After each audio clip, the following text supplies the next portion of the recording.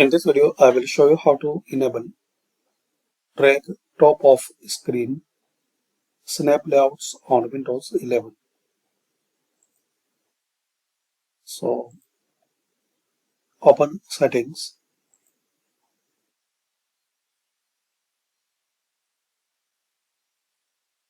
now click on multitasking.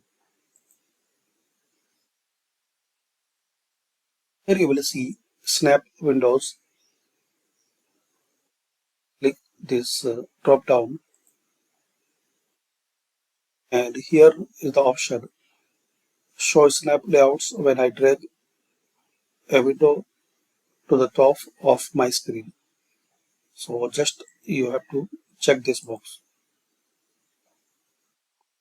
Enable it and to disable, unselect this setting. Now exit and restart. So this way you can enable drag top of screen snap layout on Windows 11. Thanks for watching.